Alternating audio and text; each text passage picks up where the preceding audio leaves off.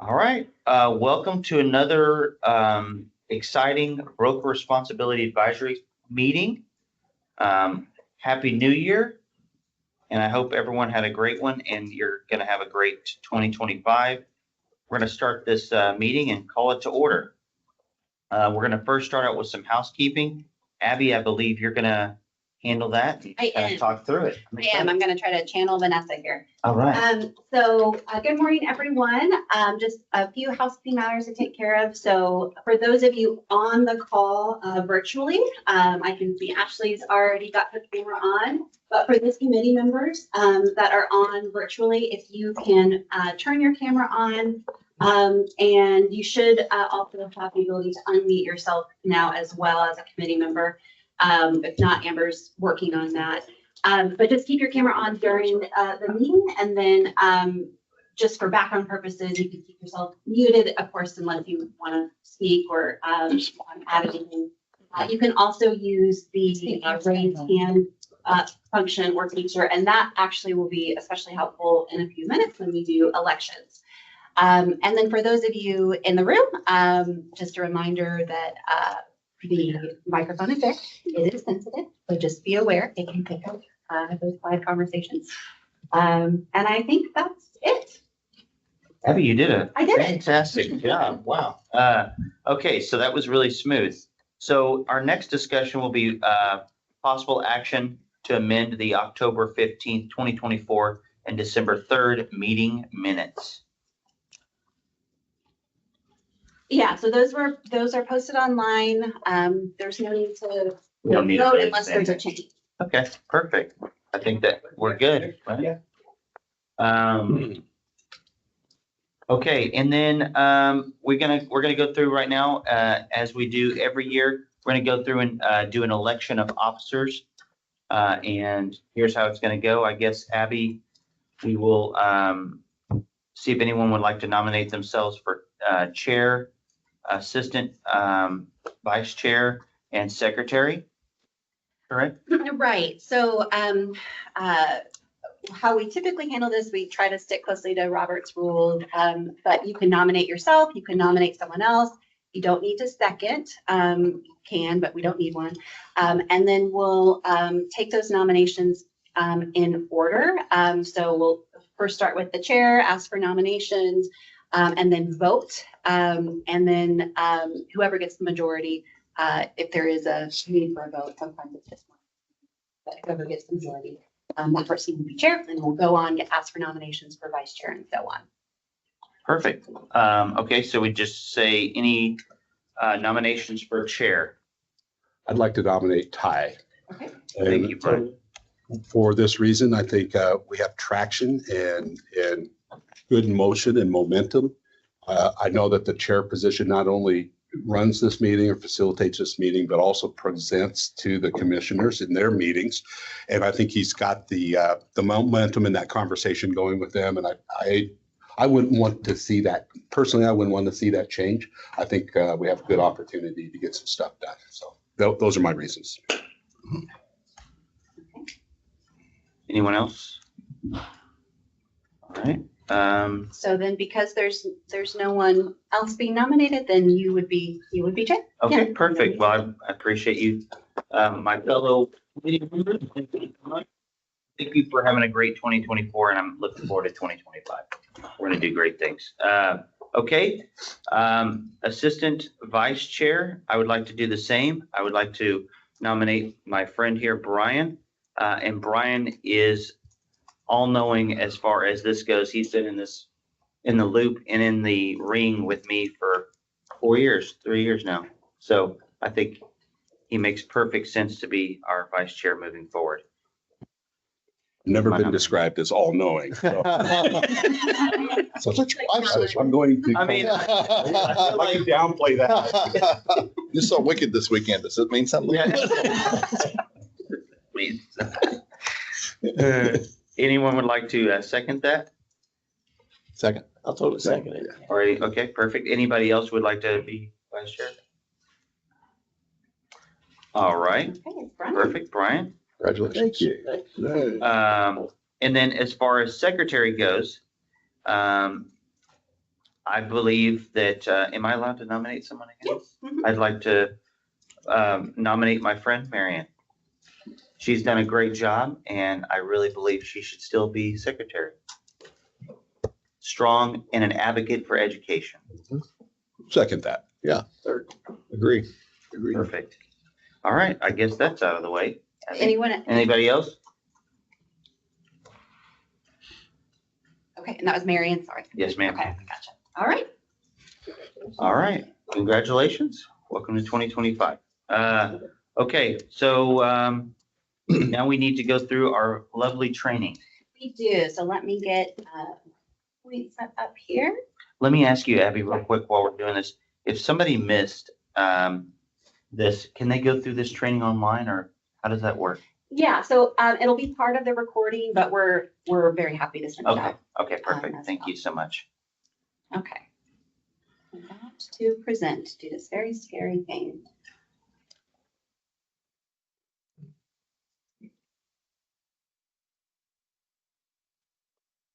Okay.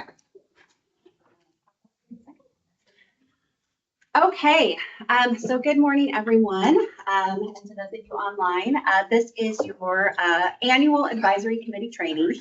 This is something that we did, started a couple years ago at the request of the chair, and I think it's a really helpful overview, not only of your role and the purpose of the committee that you are on and that you're serving, but also just kind of to provide an overview of the agency's mission and what our mission and function is. So I'm going to go ahead and get started here.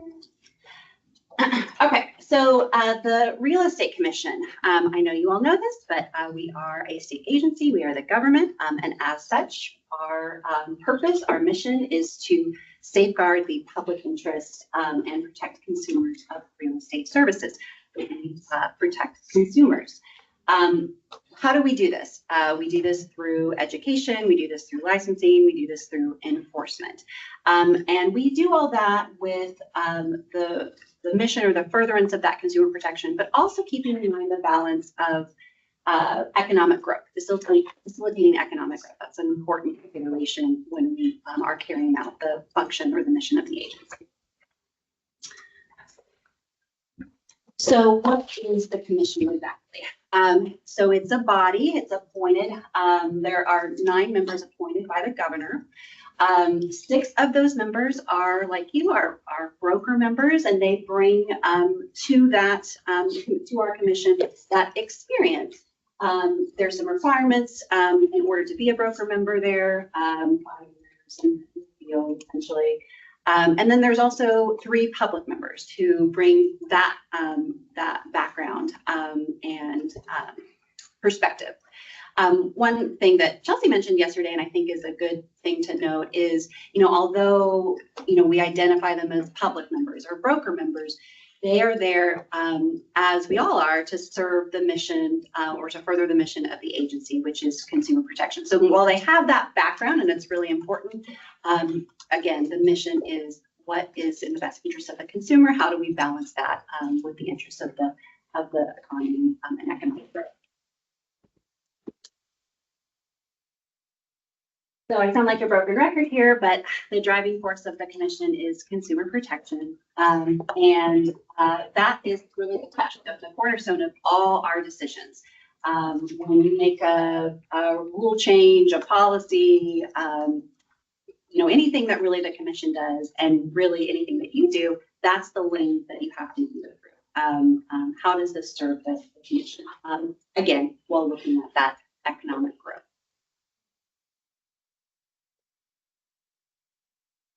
Okay, so advisory committees, of which the Broker Responsibility Advisory Committee is one. We have several, but their function is to provide information to the commission, to provide recommendations based on their sort of assigned areas or lanes. And so they're committees comprised of stakeholders who address whatever particular issue that has been assigned to that particular committee. So as you all know, and we're going to talk about in a moment, how kind of recommendations from here go all the way to the commission and can really impact policy.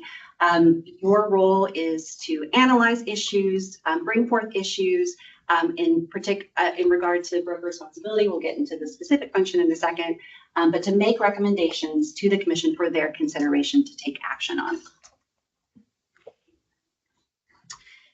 The other important thing, and I know you hear us talk about this a lot, in making those recommendations, and this is not just for this committee, but it's for all advisory committees and the commission and the agency as a whole, is to kind of think about the parameters in which we have to make those recommendations or those changes. So I know you have heard us many times talk about the governor's 2019 letter, which directed state agencies to reduce barriers to entry. That's always sort of in the background of our minds of, is this a barrier? Is it unreasonable? Things like that. Always a consideration you have. The other is regulatory compliance division of the governor's office. I know you've heard us talk about that too, but that is essentially an office, if you're not familiar, that was set up several years ago now to really look at impacts from state agencies that might have anti-competitive or anti-market impacts. So for instance, if we propose a rule, and there's a couple different ways that office can look at our rules, but if we propose a rule that they feel might have an anti-competitive impact, they can slow that process down significantly. They can ask us to make changes. I mean, it could essentially stop that process as well. So it's important to also keep that office in mind. And then last but certainly not least, this is probably the most important, is what does our statute say? The agency can only work within the authority granted to it by the legislature. And we're going to show a video in a little bit that we thought is kind of a helpful statement to really bring home that point. But we only have this limited authority determined by the legislature in law. And so everything that we do has to flow from that authority, including rulemaking. So always important to keep that in mind as well. So as you know, this was not always a committee. We had the BRWG, the Broker Responsibility Working Group, for many years. And that was really kind of an ad hoc working group. It was tasked to look at really specific issues, broker responsibility issues, before legislative sessions, to really give us some guidance as to what we should be looking at for that particular session. And some of the recommendations we'll talk about in a moment started with these previous versions of the committee. But today, your purpose is to, quote, this comes from the rule, regularly examine issues surrounding broker responsibility within the real estate industry, make recommendations regarding possible legislative changes associated with broker responsibility. So that's very similar. And then examine commission rules related to broker responsibility. So it's a little broader than it was as a working group. So this is probably the most important slide of this presentation, and that is, what is your role? So your role as a member of this group requires you to think a little differently about your industry than you normally would. So I know we use this analogy a lot, but you think about the hat that you're wearing here. You're not here representing your industry or your brokerage even, or yourself. You are here really in furtherance of the agency's, the commission's mission, and that is consumer protection. And I know you all know that, but just important to really drive home that point. So, these are always sort of the cautions that we give, speaking in favor of or in opposition to a certain company or a business practice. I'll start with the last bullet there. I mean, certainly can result in legal issues, which you want to avoid. But also, there can be a loss of trust, because if there is perceived favoritism for one company or something, a perceived bias even, then that can have consequences where, perhaps the public at large doesn't feel like this is, truly an impartial vetting of a particular issue. So it's just important to remember that. That's true while we're here during the meetings, but it's also important to remember when you're outside and you're in the real world as well. If you are, for instance, going to talk to the legislature, say you're here for Realtor Day, some of you, if you are talking about things in connection with your role on the commission as an advisory committee member, sometimes that can confuse folks as to what role, what hat are you wearing? Are you representing the commission, or are you representing yourself? Are you representing the realtor organization? You know, what have you? So it's just always important to remember, you know, you're obviously free to do what you will in your private lives, but also remember that if you're connecting that in any way to the commission, we want to know about that. All right. Abby mentioned Realtor Day, and I think that's a really good example of kind of how the tension that y'all are in terms of like, what hat are you wearing? And the way I like to think of it is you can just wear one at a time. So like if you go to the Capitol for Realtor Day, probably BRAC, the acronym or anything close to it wouldn't come out of your mouth.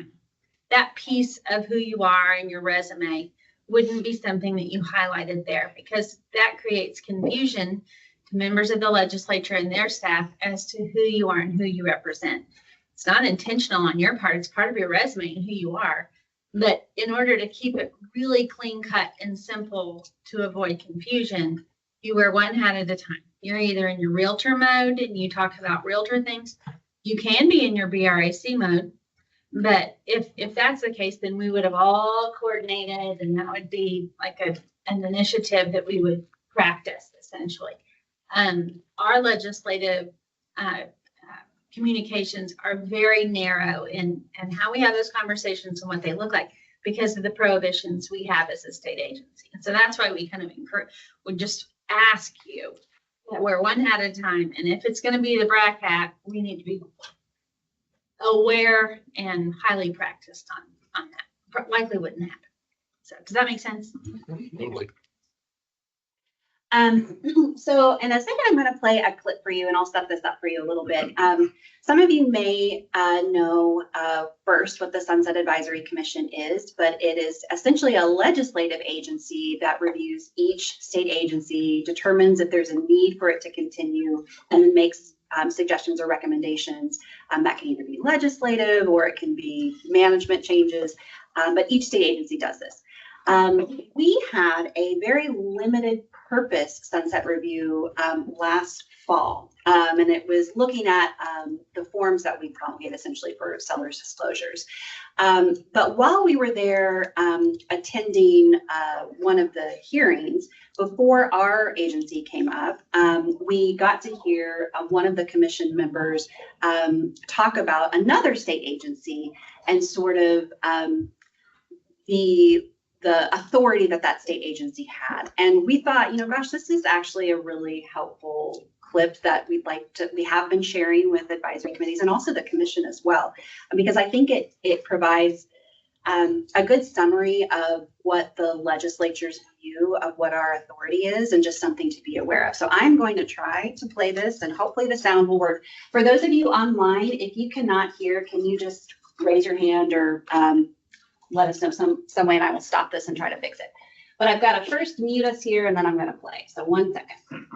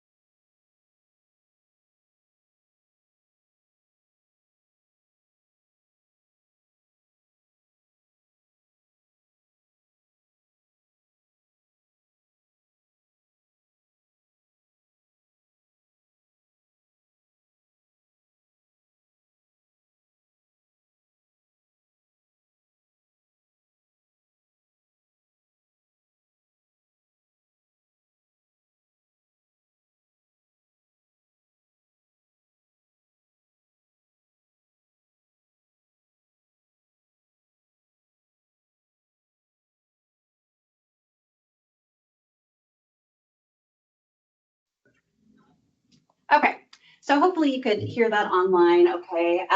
But again, I think that really illustrates and drives home sort of the point that, you know, we have limited authority with which we can work. We always want to make sure that any action that we do, in addition to all the things we talked about, that we have authority to actually do.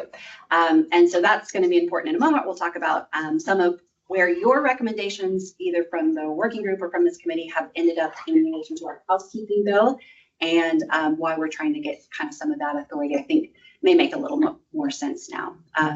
So that is, I think, my last slide. Any questions about any of that? Okay, thank you. Yeah. I just wanted to double check. We've had one or two folks that have had some issues with the live stream. So if you are a member of the committee, so I think it might just be Rena. I just want to make sure that you, because we can see you, Ashley, that I want to make sure that Rena, you've got access to mic and camera right now, right? You just have your camera off. And you're muted, which I should have also mentioned first before asking you. Okay, I'm not hearing back. If you are having an issue, you can just email me directly and we'll work it out. It may also help to leave and then come back, but you may also have something else going on, which is okay. But just let me know if you need help. Perfect. Thanks, Vanessa. Thank you, Abby. Yeah. That's very well done. Thank you so much. All right, now let's go into public comment, including any written public comment received on non-agenda items. And we didn't receive anything in 11, so unless anyone here has a comment. Okay. All right, well, that works itself out. Staff update on upcoming legislative session. So, hi. Hey. We have a little slide that has some key dates on it, but I'll go ahead and introduce myself. So I'm Summer Mandel. My official title is Government and Strategic Communications Director, and y'all probably know me best from my communications directing role. But what I've been telling folks at these meetings is that the government part is coming more into play with the resignation of Tony Slagle last year. He was kind of running things on all that legislative stuff. I was working alongside him on that, and now I'm doing it. And practically what that means is that I'm a point of contact for staff offices in the legislature, during non-legislative years, session years. We'll get requests for information because constituents reach out and they may have an issue with renewing their license or a background check or whatever it is. And so I help coordinate responses to those offices. So it's really streamlined. And to Chelsea's point, that's by design because we have a very specific role to play with the legislature. So it's really helpful when everything is kind of just funneled. And then that plays well with my communications role because I kind of know who needs to be at the table, what information needs to be shared. So there's a lot of coordination there. During legislative session, there's a little bit more around legislation that's being filed. So bill filing started last year. I wrote down just a few moments ago, there's been 2,578 bills filed, and we're tracking 154 of those bills. Now, a lot of those bills don't have anything to do with the real estate industry or the appraisal industry, which is our TALCB side of things. There's a lot of stuff about how we're supposed to run as an agency and human relations issues and stuff like that. But there are some that are relevant to the industry. But at this point, it's pretty early on. So the first day of session was yesterday, if you're keeping track. You'll see in March, we've got 60-day bill filing deadline. And then the last day, sine die, was on June 2nd. And so between these times, there will be a lot more bills filed. But I think the bill that you'll be most interested in is anything related to track and the recommendations that y'all have put forth that need to be statutory changes. And so with that, I'm actually going to turn it back over to Abby because she will do a great job explaining some of the nuance of this draft and the language that we're using. So if you guys have any questions, I'm happy to answer those. It can be today, it can be later, but that's what I'm here for. So comms and government relations. So thanks, y'all. Thank you so much. Okay, well, as Summer mentioned, I wanted to really kind of give you almost a status report on where your recommendations are. So as we talked earlier, you made 3 recommendations, which are ultimately now finding their way into our housekeeping bill. So I think I mentioned some of them started at even the working group level and have sort of made their way up to the commission. Those recommendations were made. And then the commission discussed, considered those, and ultimately directed us to take certain actions with regard to this bill. So I wanted to give you kind of an update and let you see a peek of the language in the bill itself, just so you can see. I want to do a bit of a disclaimer. So we are very much in the draft stage, as you all know.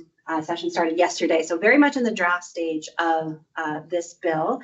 There's a lot of hands that will be on this at some point, including all the way up to the end of session. So, you know, what you see before you right now may not ultimately be exactly what it looks like, but this is kind of the idea or the vision that we have. So the first recommendation related to broker responsibility. You all had a recommendation that, you know, we should really expand who takes that broker responsibility course. It shouldn't just be limited to, for instance, those who sponsor. It should be brokers, just brokers in general, regardless of whether they sponsor or not. Just one example. And so we took that and the specific directive from the commission to staff was require broker responsibility course at broker's license application and renewal, regardless of whether they intend to sponsor an agent. So we took that, we looked at the statute, and this is what the language currently looks like in the draft bill. So a lot of this, again, I know this doesn't make a lot of sense sometimes without context, but really the main focus here is in this A1, which is where you'll get sort of the substance of this change. And it says the broker responsibility course must be completed by an applicant for a broker license. And then during the term of the current license, a broker, and then of course a sales agent who supervises. That's currently in the rule. But you know, this is different because it used to be a broker who sponsors. So now it's just a broker, and now it's also going to be a requirement for a broker's license to obtain a broker's license. The next slide, I think, is this is just a little bit of cleanup that we had to do as a result of this change. This particular section 1101.356, deals with the broker application requirements. So just a reference there. And if you have any questions, please let me know. So kind of the second bucket of recommendations related to broker associates. And there's really kind of two paths here. So the first broker associate recommendation, you all asked, hey, let's try to find a way to really display or let consumers know about the relationship between a broker associate and the brokerage, to connect them, to allow a consumer to really be able to track where that broker associate is doing business with. And so with that particular directive, that went all the way up to the commission again, and the commissions discussed that and ultimately instructed us to put some statutory language together that would allow for this. So this, I know it's very teeny tiny, I'm very sorry.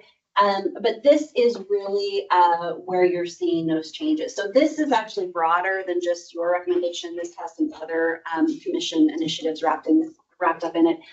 But you'll see here in E, it says a license holder shall provide the commission with, it has a whole list of things. And actually, I should have said this before I started this. So I know some of you are very familiar looking at bills, but maybe not everyone. So this may be something you all know. But underlying text in a bill is new. If text is struck with brackets around it, it means it's being deleted. So this part is new. If the license holder is an associated broker, the name of the broker with whom the license holder associates. So that, and then we have a definition of associated broker. It's the same definition we use currently in our advertising rules for a broker associate. So that, with that, that will allow us to collect that information, which then in turn allows us to display the relationship. So that is that particular initiative in bill form. And then the last, Abby, yes. how would you collect that information? So how we currently do. So we require the essentially contact information at license issuance, and then if there's a change, they have to provide that in renewal, I think, too. And so it'd be the same process. Okay. You know what I noticed in there as well? That it specified business. And so we're doing that to navigate around the new law. SB 510. That's right. So this is part of a strategy to try to address some of Communication. the issues where we can't currently put certain contact information. Right. So if it's business, you can. But That's if it's personal, you can't. That's right? the idea, is because currently we don't differentiate between the contact information we collect, whether it's personal or business. sense. And so we're trying to say, provide us business so that we can make clear that we're not releasing personal information. That's So awesome. And that's very fluid though. Yeah. Because there's a lot of moving parts when it comes to other occupational licenses, and we're working with a lot of folks who have thoughts and interests and needs on this. So that might change. This is one of the ones like Abby's talking about, where not necessarily maybe we'll get the end result, but that might not be the language that ultimately kicks it forward. It's gonna Right. depend. Yeah. But yes, that's Makes sense. Okay.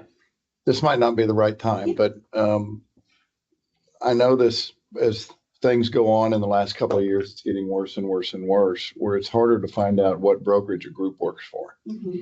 And so is some of the language that you did here for the associate brokers, is that kind of is that ever going to get ironed out a little bit more, or are we even talking about it at the moment, or? Are you talking about like teams? Yeah, and teams and stuff. The teams are getting very hard to figure out what brokerage that team works for. And so if you're going to be putting something like here for a broker associate to identify what broker they're working with, might want to consider putting the word team in there somewhere similar to that, because it's getting really hard to figure out who these people are working for. Right. And there's so many overlapping. So one thing that I'm going to. Oh, yeah. What you're saying, there's Yeah. so many overlapping team names.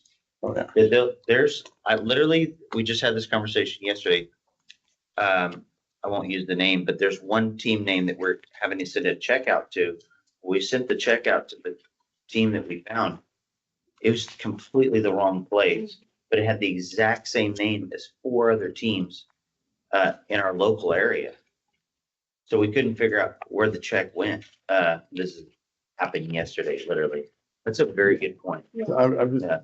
You know, when you go look at you go on the Trek website and you look up a brokerage name, oh my God, the team, it scrolls for like 30 pages, you know, and Really good. it's really hard to figure out who that person that you're talking to actually works for. So to answer your question, that is not part of the commission initiative here, part of the statutory change, but we have had conversations about that. And I will say we do have requirements in our advertising rules currently to help clean that up. There's also requirements as part of that, to register those names. So some of that I think is maybe an education or a compliance issue, but not specifically part of this. Okay. So the last bucket, if you will, that's still related to broker associates, but it had to do with complaints. And I think, again, it started here and made its way up to the commission. They took on that recommendation, and here's the recommendation, or here's the initiative that ultimately came out of it, which is to provide the notice of broker associate complaint to the brokerage. So currently, brokers are brokers. And so we don't currently, as I just said, we don't connect the two. And so there was a concern expressed initially here that, hey, we're compliance reasons. If someone's connected to our brand, we want to be able to know about a complaint. And so that directive or that recommendation went to the commission and then directed us to make a statutory change as a result. So what we've currently got here is essentially giving us rulemaking authority to provide the complaint notice to another license holder. So the idea of trying to be a little more general in statute is it gives us a little bit more flexibility to fine tune that, especially if things, we propose a rule, it's adopted, and then we learn, oh, hey, we may need some tweaks or something later on. Sometimes it's nice to be able to have that rulemaking authority to respond a little bit with a little bit more flexibility. So that's the reason it's a little vague here, but it's giving us the authority to have a rule later on. That's great. That's great. Yeah. Okay. So that's all I have. Any other questions about that? Abby, I remember when having these discussions about associated broker, there was some conversation about real life examples of an associated broker being associated with multiple brokerages and some issues that might arise from those sorts of relationships. Is there any work being done on that issue? So no, we have not necessarily, and I'll go back to that language. So we haven't precluded necessarily the concept of working for multiple brokerages here. Yeah. So the name of the broker with whom the license holder associates, we're kind of having ongoing discussions about that still, but it's not precluded necessarily here. And so, that can continue to be a conversation we have. But we know that there are business reasons why that may happen. So again, it's something that we're aware of. Sure. Thank you. Gonna end up like the team. Okay. Excellent. Thank you. Thank you, Abby. And thank you, staff. This is really good news. It's Really good encouraging news. to see that It there's is. motion and momentum. Where Really? your I like it. recommendations end up. So Thank you. It's really good. These are important issues Yeah. too. So thank y'all. You heard us. Yeah. Yes. and the commission heard you. Listening. So I think that's really encouraging. I love it, and I love to see this happening. So we're doing some good things, y'all. Okay, staff report on brokerage services working group. Abby, is that you again? Yeah, you want to hear me talk some more? Isn't it great? Take it. I love this. Vanessa loves this. Yeah. Vanessa's enjoying Become a herself right now. Yeah. Great. So we know that you wanted to kind of hear an overview of the results of this working group. So we had, I think it was last year, but maybe even part of 2023. The chair convened a working group, and several of our folks here, Commissioner Lerner was on it, Marvin was on it, and it looked at a lot of different issues. Kind of all under this umbrella of, okay, when you're a license holder, we have a statute that says when you're a license holder, you're engaged in brokerage activity, you have to be acting for your broker. So how does that work in connection to some of these other types of business models like transaction coordinators or showing agents? So we had several meetings. It was a really great group. We interviewed folks, we brought folks in, and we really took a hard look at a lot of these issues. And the article that is in your materials is really the culmination of those discussions. And so, essentially what it came down to is, transaction coordinators may not necessarily be licensed because the act of transaction coordination does not necessarily require a license, but sometimes it can bleed into license activities. And so, if you happen to be a license holder, you're providing these services on behalf of multiple brokerages, how can you do that? And the answer really was you need to have authority. You need to have authority from your broker, written authorization from your broker to do that if you happen to be a license holder and you're doing brokerage activity. Same goes for showing agents. Showing is an act that requires a license. It's considered brokerage activity. And so same deal. If you're providing this for compensation or with the expectation of receiving compensation to another brokerage, for instance, then you need to have specific authority from your broker. And on top of that, if you're getting paid, it needs to be through your broker as well, unless your broker has given you written authorization to receive that directly, just like in any other situation. So that was kind of the end result of those discussions, but we included that article in there just for reference. Good stuff. All right.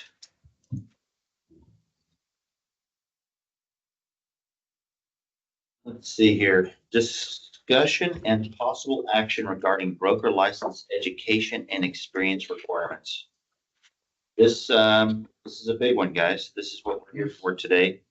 It's a big one. So we had some good discussions before, really over the last 3 or 4 years, if not longer, on this very topic, and it's kind of coming to a full fruition today on what we've seen and talked about. We've had many discussions, worked through a lot of different issues, and I'm excited to talk more about it today and hopefully come up with a resolution and a plan to move forward on it. We had a meeting in December. I really appreciate everyone putting that together so quickly and everyone jumping on, because this was a very much needed meeting for us to look at what we were calling something different, but somebody with a genius mind came up with another idea, and I believe it's a very well thought out plan, which we all looked over and looked through. We had a good meeting on that, and I think it makes it easier and simpler for everyone. Anybody want to say anything about that meeting here? Any comments? Words of wisdom? Anything? No, I mean, I think in your materials, you've got what we originally included or provided during that meeting. So kind of the calculations that we use and some examples. And then Denise and her team worked on updating the supplement A to incorporate some of the directions and suggestions from that meeting. Is there anything else I'm missing? Yeah, just to point out, those changes are on page 2 of the draft form, and the new text that was incorporated after the last meeting is marked in blue. So everyone had a chance to look over this again? Yeah. Any additional comments on this thought process? Go ahead. I have one. Most of the stuff that's in here are all transactions. So it's real easy to understand. If I sign a lease or if I go to a sales contract, that's a transaction. Property management's a different animal. It's not a transaction, it's a service. And so because of that, I think in other organizations, I don't mean to pick on, but like Texas Realtors, when you're trying to get a designation for property management, NARPM, when you're trying to get a designation for property management, everything is referred to instead of transactions, which it doesn't have. Property management transactions doesn't mean anything to me. But a property management activity service for a year means something. So I think we need to use, the other groups I've seen have used the term unit years, which means managing one unit for 1 year would give you that point. And so I think we need to look at that, because right now this, I could go out and get a management agreement signed with an owner and terminate it a month later, but I got one. And so that isn't really doing the service.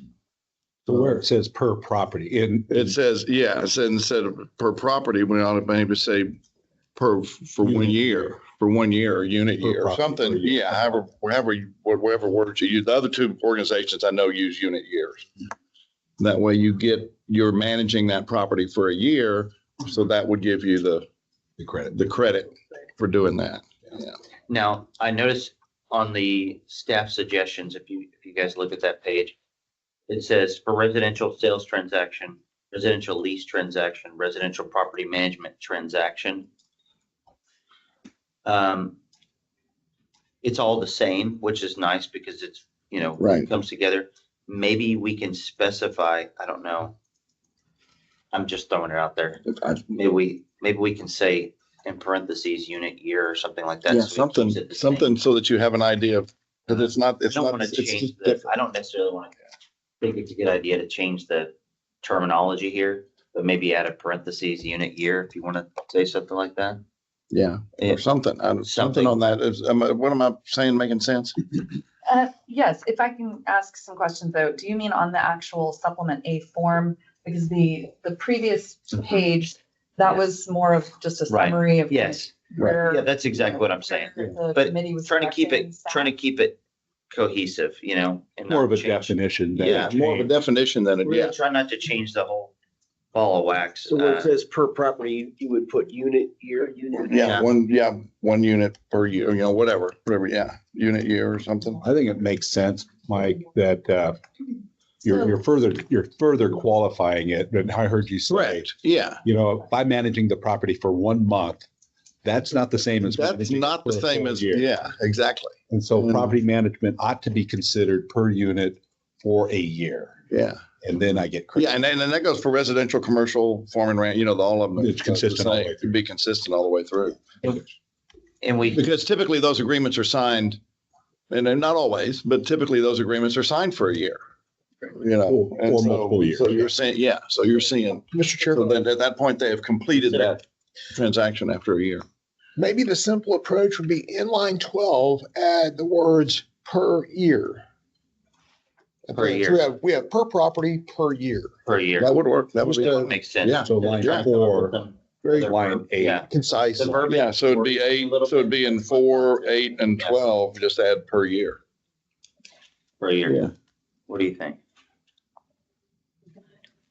Would it be helpful to, it may not be, to talk about how we like currently calculate that, just for clarity? So currently the rule language is what drives, you know, the information listed on the form. And so the rule language says, you know, certain number of points per property. And it describes it as rental property management, rent collection, and rent collection, and so many points per property, depending on the type. So that's kind of how, you know, how that's totaled up. I don't know that when we get those questions from an applicant, we've gotten those questions before, and I believe that this group has discussed that it's not each month that the rent is Right, collected. right, Right, yeah. It's how many properties Right. is rent being collected on, Mhm. regardless of the term of the lease Hmm. on the property. We did have this discussion, and I know we've talked about it backwards and forwards too. But I'm with you on that. Yeah, I'm just concerned that, I well, understand. someone filling out the form is gonna go, well, hey, I just signed 12 management agreements, I'm done. Right. And they haven't done anything yet. So Denise and Abby, does the rule allow us to add per year, or does the rule not give us Well- that ability? So, just, I think going back to property toolkit. So, you know, whatever recommendations you make, if it's today, if it's later down the road, most likely, you know, once those go to the commission, they'll bat those around. And if they like them or want tweaks, most likely you're looking at a rule change anyway. So essentially what Denise was saying here is that the form is really a reflection of what the rule currently says. So anything, not anything, but a lot of things, if you change them on the form, it's going to be a rule change process. But that would be true of a lot of the conversations you're having today. So I don't want that to stop you and, you know, making a particular suggestion, just something to be aware of. Good info. So making that suggestion would not interfere with a further recommendation that might come out of this committee today? No, because I think we're looking at rule changes anyway. You're going to have to make a rule change related to all of these things that you're talking about. So one little part of that is not going to mess up anything. I think that's a valid point. Mike. Yeah. I really do think that's a valid point. Any other thought processes on what we've looked at? Anyone else? Larry? No? You on board with that property management idea Yeah, there? I think it's Yeah. great. Yeah, and I like what you just per property per year. Mhm. Yeah. And just add the 2 words, add those 2 words in those under commercial, farm and ranch and residential, and you're done.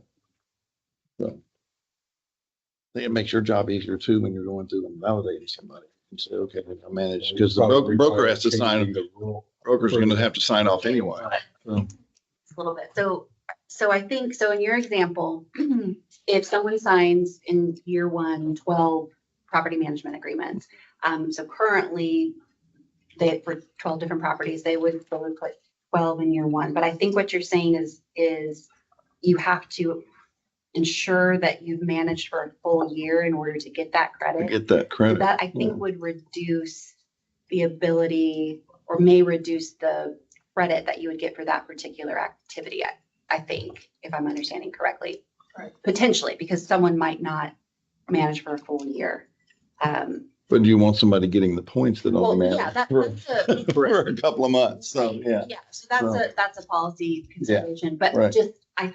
just trying to think about a possible negative to that is that might reduce the amount of points you get if it has to be a full year of management in order to qualify. Does that make, Yeah. okay. Well, you could sign, Math does you not could make in sense, effect, sign, how many points can they get? So, what, 5, was it? So you could go in and sign today Mhm. 10 management contracts for 10 Not properties. collect a penny. And you can use those same properties for the next 5 years. You don't have to get new ones. There's no rule that says you have to sign new properties. Okay. Management. Right. You could just keep, you could Just keep renewing. Your point just is keep renewing. Your So- point is you got to complete the service. You just got to complete the service. In a sales transaction. You get a check document with the title closings. company. Yeah, And we right. Completed Right. that sales service. Yeah. You want the term that works to be a year. I think so. I mean, I mean, typically when you see people signing Yeah. management agreements, it's a year term, it's not etched in stone or anything, but that's typically what we see. And it is in line with what we're seeing other organizations are doing if they want to get property management credit for some designation or whatever, they're saying, okay, that means 1 year. You got to manage that house for a year. But I know some people they never manage more than 20 houses, but they've got all that experience because they've managed them for multiple years. Yeah. And that's just as good as somebody signing it. But I think that's better than somebody signing a new agreement every year because you stability. Yeah. So, You've kept it. yeah, you kept them. Yeah, Relationship. I think that makes perfect sense. That does make sense. And I do think your analogy on a closed transaction, Yeah. completed service for Yeah. 1 year does sound right. I think that's a very valid point. What other considerations or thought processes on here? Can I add something? Yes, ma'am. So there, to me, having done property management for a long time, I think to a certain degree, getting to those contracts is, you have to have a level of experience in getting there. So to Mike's point, I agree with him in terms of his thought process, but I also think that there is experience in being able to effectively communicate yourself to be able to sign a management agreement to begin with. You have to have some level of knowledge in a lot of different areas to convince an owner to manage your property with you. So.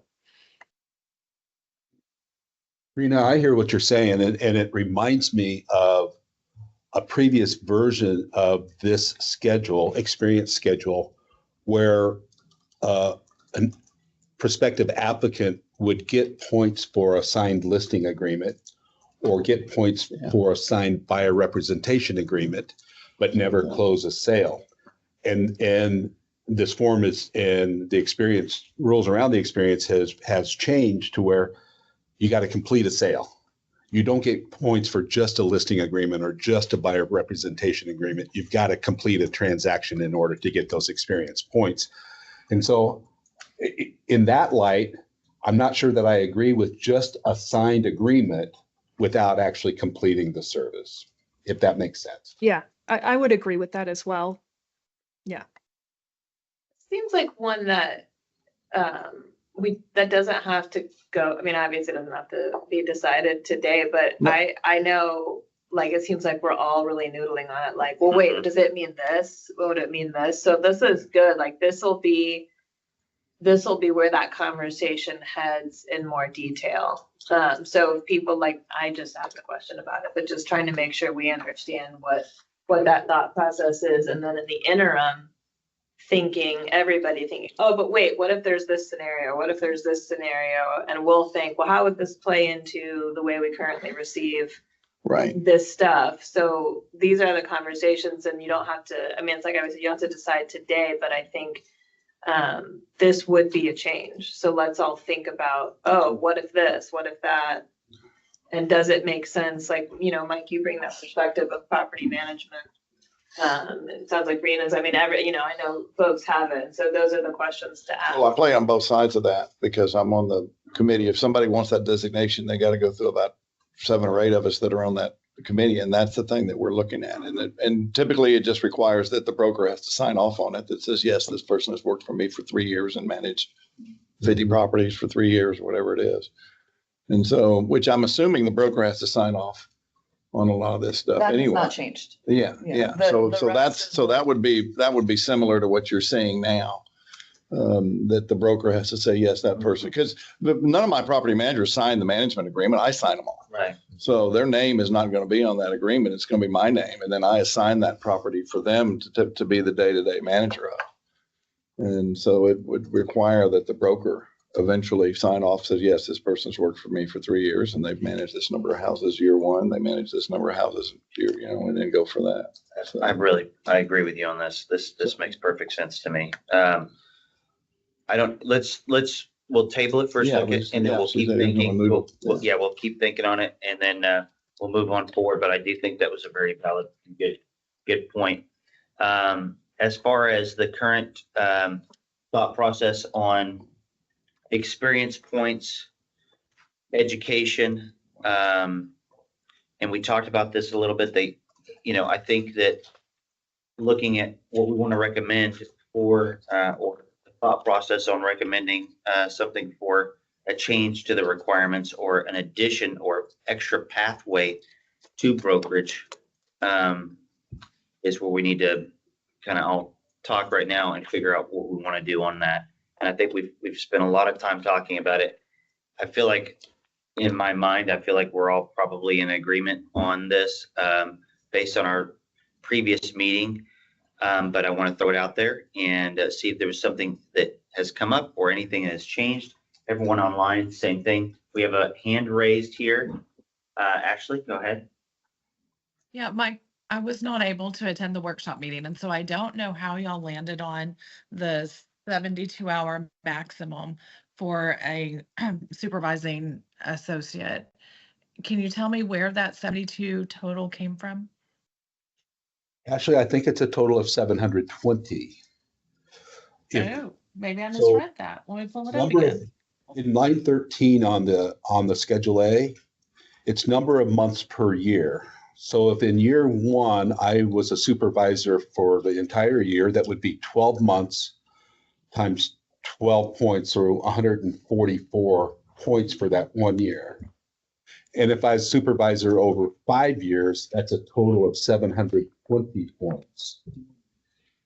So I think what she may be referring to is on the calculation sheet, the example sheet, how at the very end, when we plugged in that formula to our current, how experience is currently calculated, it capped for brokerage management and delegated supervisor, the maximum credit under that current formula with the current form was 72 related course hours for an additional year as a delegated supervisor.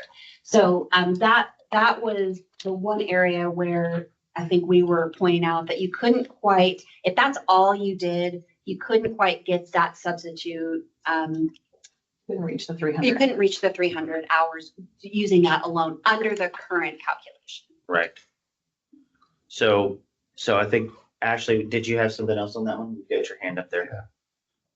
Oh, my hand is just still up from before. I'll take it down, but I'm still confused on that. So if I was a person who was a delegated supervisor and I managed people for 5 years and they, managed a group of 10 or I managed a group of 20.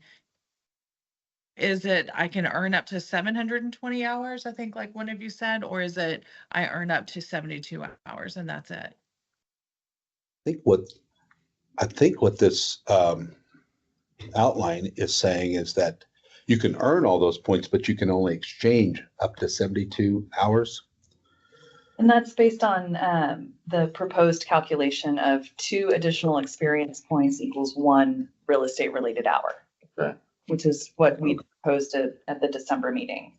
And that's what's spelled out in that bulleted list. So for non-managing applicants, they could get up to 300 related course hours based on experience. Yeah, that was, I think, the only area if you were just only doing one of those things, because we didn't really provide examples of like a mixed transaction or mixed activity scenario. We just did across the board, just one thing. Here it is. That, right. So that was the only area where using that proposed calculation, you could not reach that 300 hours. Everyone else you could, although, you can look at those transactions to determine whether that you think that's reasonable. And we actually have a comment from the chair in a second that we'll share with you, kind of related to that. But that was the only one where you couldn't quite reach that 300, given what the current calculation was using that 2 experience points for 1 hour. So it's a limitation in the In the calculation formula. Yeah. For that particular type of experience, because that's based on number of months and you can't exceed 12 in a year. Right. So that's what was pointed out in that last. So in order for us to get there, we would just modify the point calculation on the manager. Is what you're Right, saying. and now I'm remembering at the December meeting, it wasn't anything that was voted on or Right, anything by the committee, but one of the numbers that we threw out was if we increased the point value per month as a delegated supervisor to 25 points, then someone who is a delegated supervisor for 5 years could reach that 300, could reach the maximum number of real estate related hours to substitute. One of the things that I think has been really valuable is Ty's conversation with the commission and using the phrase pathway, pathway to broker. And our current method provides a pathway for someone with a bachelor's degree to get to that broker, the education requirement pretty quickly. We have a pathway for a degreed person to get there. But what we're doing here is creating additional pathways, maintaining the one we have for the person with the bachelor's degree. We're creating another one for salespeople who have a lot of experience to trade for that education. And I really like the thought of this creating a pathway for a non-producing manager to get to that broker's license at the same pace as these other guys. And I know that in our conversations, we've all agreed that experience trumps education sometimes, or the education we gain from experience sometimes is better than classroom experience or classroom education. So I'm glad Ashley brought this up, because I would not want our recommendation to look at a managing supervisor in a way that creates a longer time frame for them to get there, Or or, an impossible time frame. or a heavier Yeah. lift, et cetera. I want to give them the same opportunity to exchange experience for education that we're giving the other ones. Because it's got that experience, it's gotta happen for the last 5. Right. So it doesn't matter what you had in the last 10 years. Relevant, Well, say 15 years, 20 or 4 Yeah. or 5. relevant right? and recent. So it's, I know I've used the phrase, even the playing field. Yeah. And I don't want to leave this managing supervisor on a different level. I'm with you, Brian. Yeah, 100%. Yeah. Because technically they are overseeing the sales agents who's doing all the production, which means Right. they're working. And they hear about all the They're- problems. Working 3 Yeah. times as hard. They're doing the type job That's that you want a broker to be able to know what to do. Exactly. So, I mean, they're living that. Mitigate that. Right. So, You did originally, right? Like Yeah. this, Yeah. the BRWG, that was the discussion, in the last iteration of, wait, we've got to make sure. So continuing that line of thought when it comes to managing the transactions, I think is in line with that. Absolutely. So Abby, 25. I'm sorry. So your suggestion is to change the points awarded from 12 per month, I think, to 25.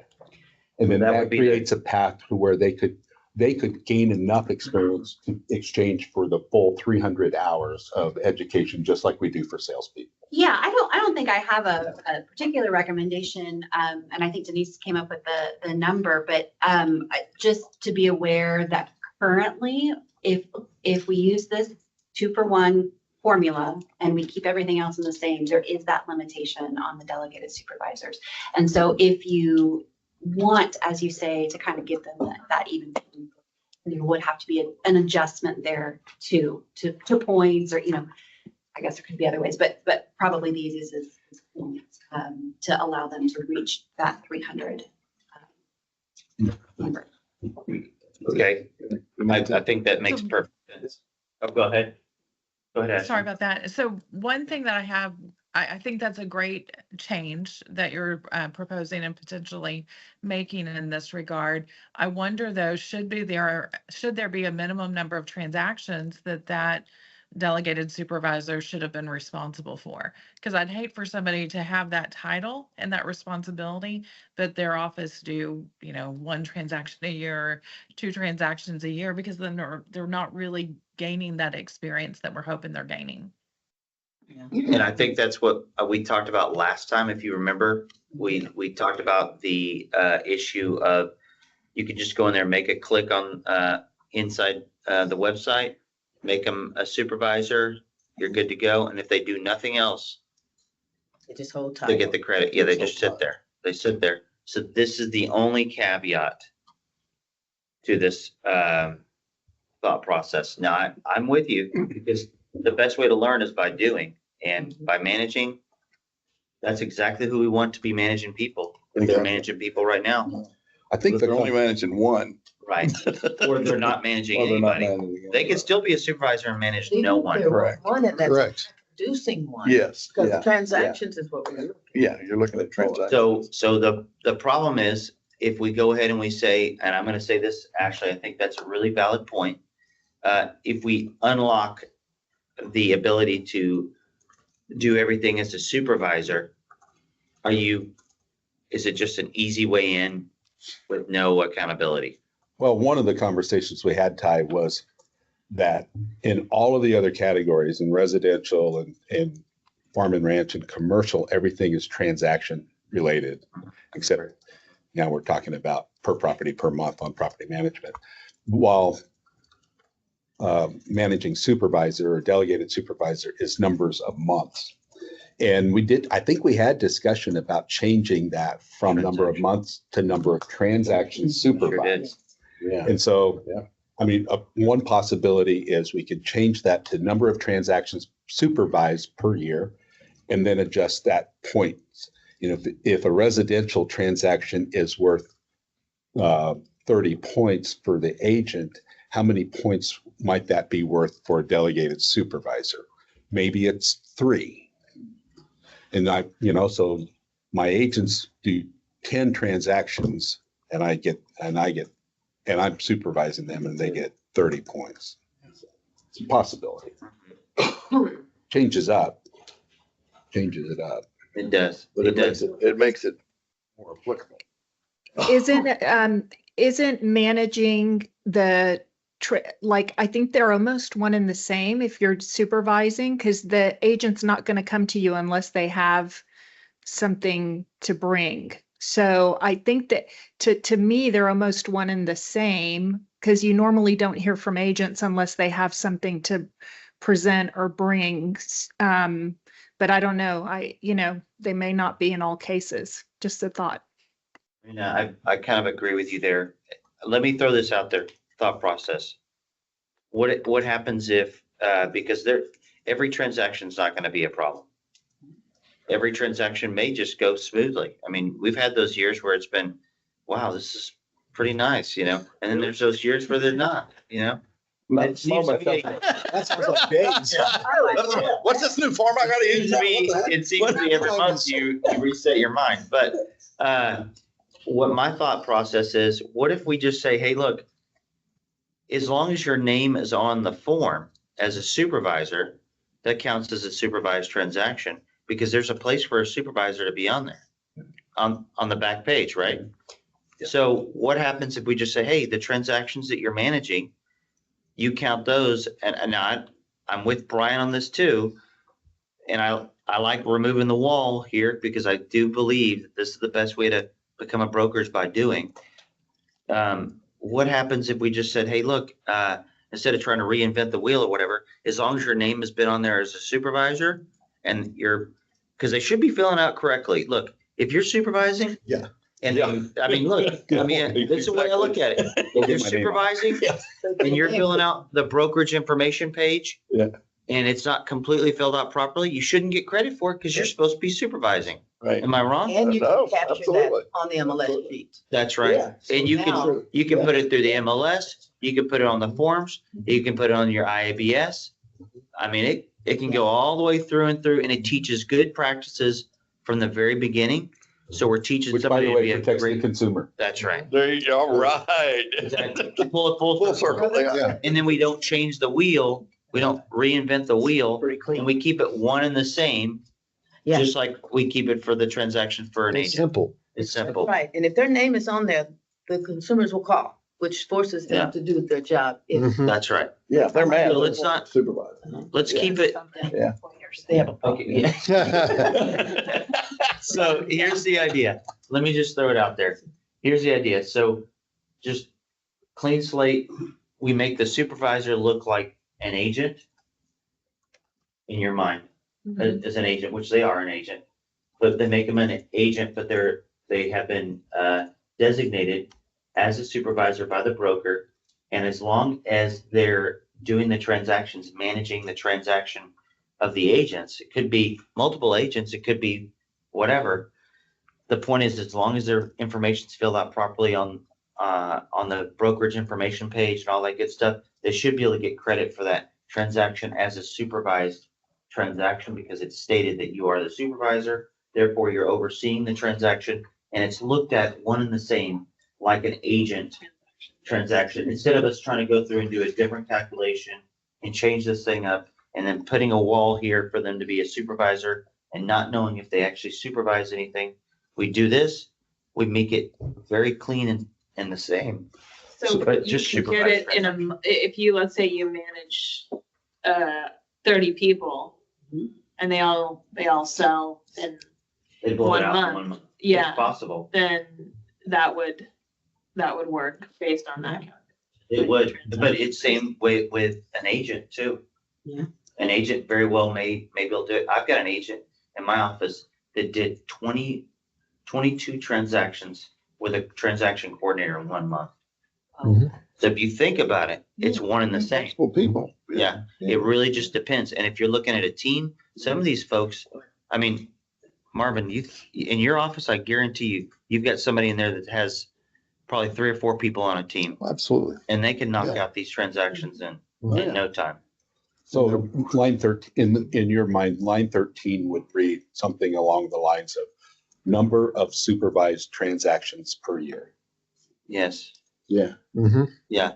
And now, if you want to say, You know, max you can get each year. And then we come up with. You'd max out each Max it out. year. So- So you had to do the full 5 years. right, yeah, exactly. So you could say, look, we can cap out every year. I don't think we have to do that, Mike, because you have to gain experience in 4 of the previous 5 years. You can't have 1 year and then a bunch of zeros. That's true. True. So, Okay. That's very true. So this solves all the. and in all of these other categories, we're not maxing them out. So a Correct. residential salesperson could get 90,000 points if they're, Right. you know, Yeah. And how many points per transaction? Supervised? Well, or supervised.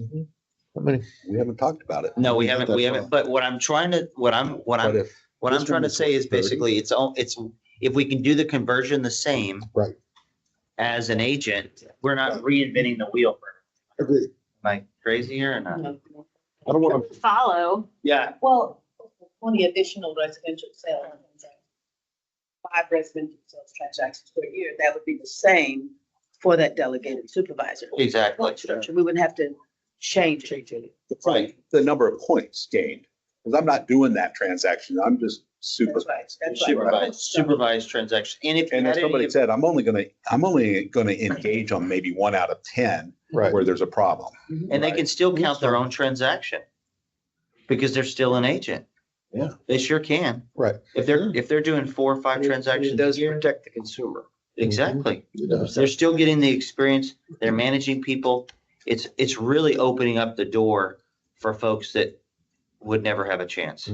I shouldn't be able to double dip though, get credit for the transaction. Agree. Oh, and- no, and yeah, being yeah. a self-supervised. No, you can't self-supervise. Yeah. No, exactly. As a reminder, the sponsoring broker of the applicant Has to is sign still He's signing still gonna have off to Right, sign off. the that affidavit. this applicant obtained this number of points. Yeah. While I was sponsoring them, And you can't be your own supervisor anyway.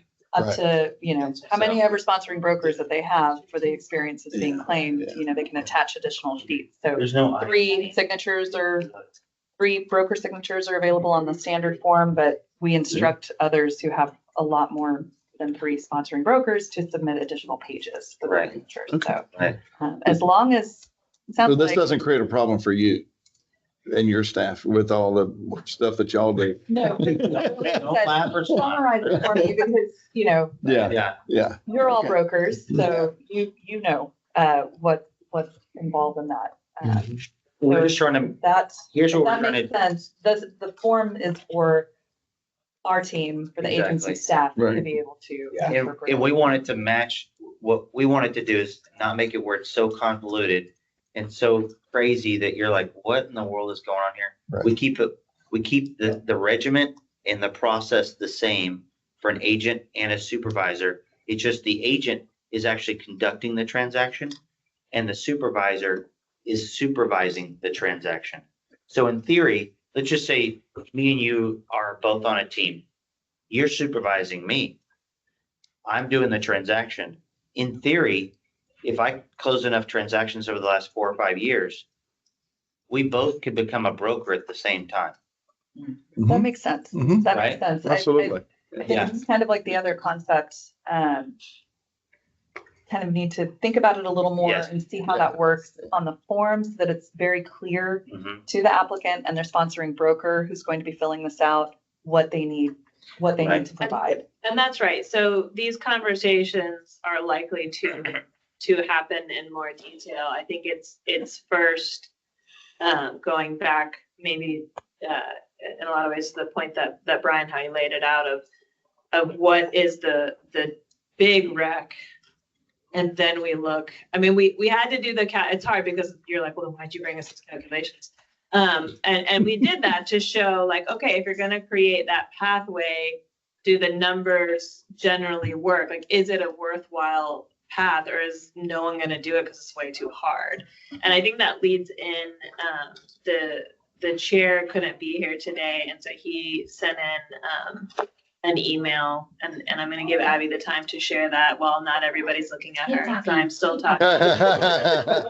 Everybody stared at him. But I think what we're looking at is, okay, so this group is going to make a recommendation based on education experience needed for a broker's license, right? And so currently this group is looking at a recommendation, as I understand it, that would keep education the same, would create this alternate path to substitute, and I'm not going to say the number of hours, I don't have in my head, but a number of course hours with experience.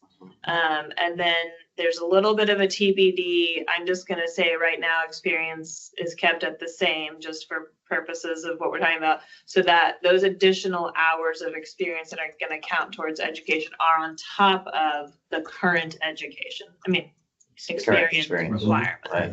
Okay, just, so that's what we mean when we're talking about like whatever the recommendation is that's gonna come out of this. But the conversations that we are naturally having right now are going to be had for sure.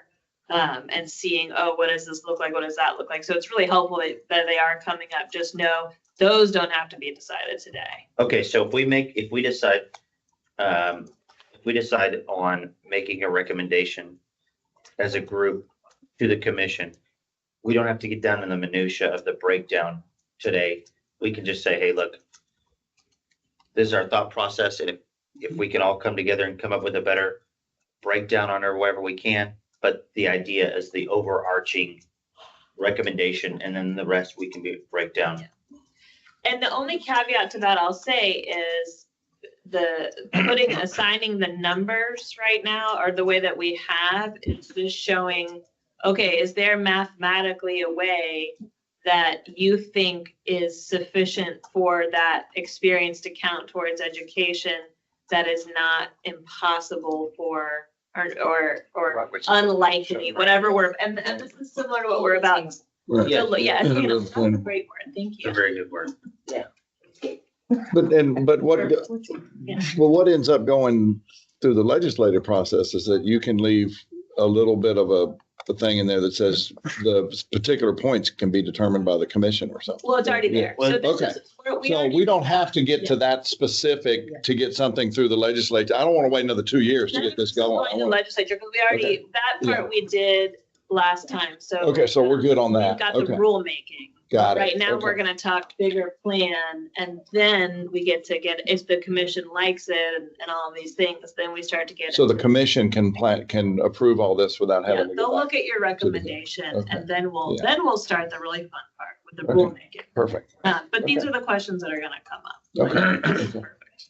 Perfect. I like it. So to recap, Okay. we've not made any recommendations to changing the minimum requirements for education or the minimum requirements for experience points. It's still 900 hours of education, and it's still 360 experience points. But what we're talking about is exchanging somebody who has a great deal of experience and has learned from that, exchanging those excess experience points for up to 300 hours of the 900 required. They would still, at minimum, they would still be required to obtain 600 hours of real estate related education. Correct. Of which their bachelor's degree would credit for. And we're not removing the bachelor's degree or anything like that. So it's not that. We're just creating paths by saying this highly experienced agent or salesperson can exchange those excess experience points for education hours up to, but not to exceed 300 education hours. So it's just an additional path. Which you said earlier, additional pathways to get to this job. So- And now in consideration of that delegated supervisor who's not producing, who may not be producing, if he is, he can get his experience points in his production. But creating a pathway for that delegated supervisor who is gaining experience by supervising those transactions to gain points in excess of the minimum 360, and therefore be able to exchange that excess experience for up to 300 hours, just like we're allowing a salesperson, a producing salesperson. Right on the money. And it's not an easier path. No. It's a new path. It's a different path. It's a different path. And Yeah, with alternate. Ty's recommendation of adding them on the supervisor list, now we have a way of capturing and documenting that that person truly went through the whole process of the transaction. I feel like there's, Off on I it. feel like there's accountability, there is action, there is time, and I feel like it pulls it full circle. That's my thought process. Now, Abby, you have a little icing to put on the cake. Well, I do. This is a message from the chair. He couldn't be here today, but he wanted to share this with the committee. So I don't know if you had a chance to look at it, but I think if I can summarize it succinctly, that he's recognizing this issue of you've got, sales agents who have a lot of experience, but it is difficult to obtain that broker's license because of the current process of the current system. And so he's commenting on that. And then also he looks at the calculations. And I think the point he's trying to make is that he wants everyone to consider the smaller markets in this calculation, because he's saying, he's looking at the closed residential transactions in the last 12 months before Fort Stockton, and this is just the whole area. It's just 39 total. Seminole, 89. Extreme. So I'm so sorry for the noise. sorry. We're having construction. This week, So I'll shout a little bit louder. And so anyway, just see that there's the smaller areas, the more rural areas. This may have an impact on this particular calculation, because they may not, in some cases, be able to, those folks working in those areas might not be able to reach that transaction level, I think his point. I think the great news is that we're not going to increase the minimum. All we're doing is creating another pathway. yes. So the good news is they can still get credit. It may not be a full 300 hours, Right. but they can still get that credit. Yeah. So the best part is we're giving the opportunity. So for to- those agents who are not high producers, they still have the existing path that we already have. Or they can still use. They can pursue education and they can close some transactions. Yeah, I think his point is though with Yeah. this alternate pathway, Right. and just making sure that the calculation that you're thinking of and the point values assigned to those are attainable for all Texans, or all license holders across Texas, and not just in bigger markets. But this person would be okay. If Like, when would this person have been able to get their broker's license under the alternative path? Like, I think that's kind of what Scott is getting at is, Well, they wouldn't be able to get it 100% underneath the alternate path anyway. All it's going to do is give the ability to get there an easier way. The problem is that here's the issue. The biggest issue is you can get there with education, sure, already done. Yeah. We got that. right? You can get there with transactions, almost. You can almost get there with transactions up and above the additional minimum transactions.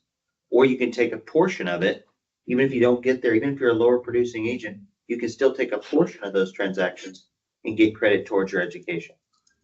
But I'm not sure that's absolutely accurate, because if you still are a high producer and you don't have a college degree, you still need all of this education, right? I can No. exchange Is exchange for up to 300 hours. up to 300 hours. So like in this scenario, just tell me to be quiet. Uh-huh. But like No. like for this person, when would it have been reasonable for that person to be able to earn a broker's license in terms of like years of experience and exposure, right? Just practically speaking. And then would your alternative plan have allowed for that, or is it still too prohibitive? I don't have an answer, but I think applying this scenario and some others might be helpful in kind of finalizing a recommendation. Mainly because this scenario and similar is the exact thing that 3 broker responsibility working groups ago, like before my time, originally recommended.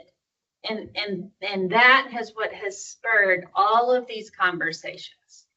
A person without a college degree with a ton of experience doesn't have time to get a gazillion hours of education, nor are they ever going to be a broker.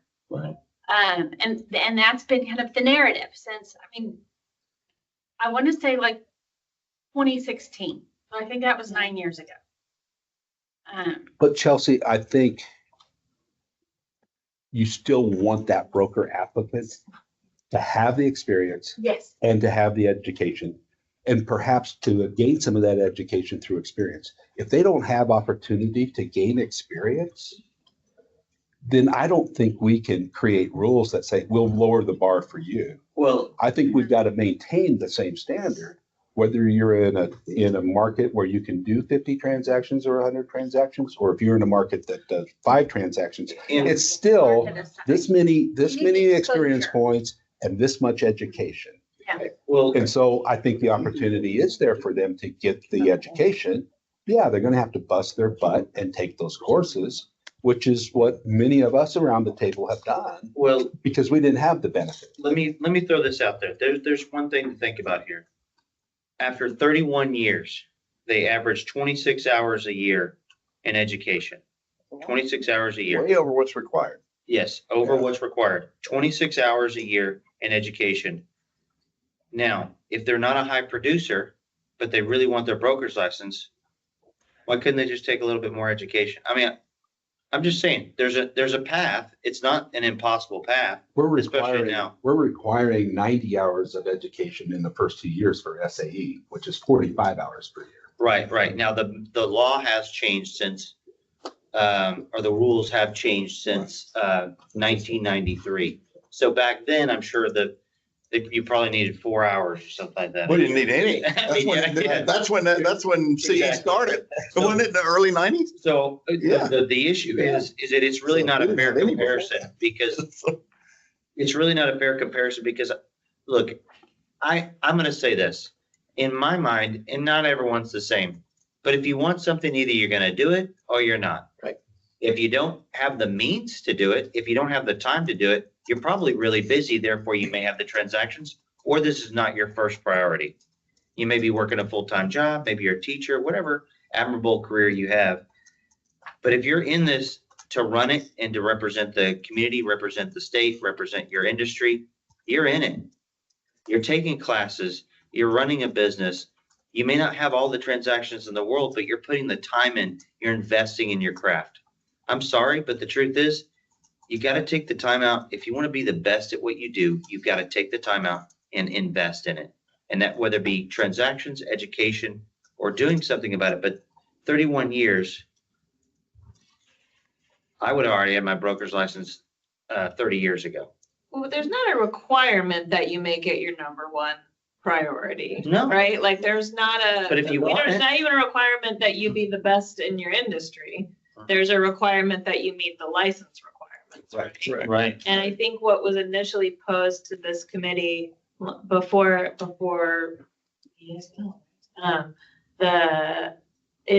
hey, this is the number of education hours we have.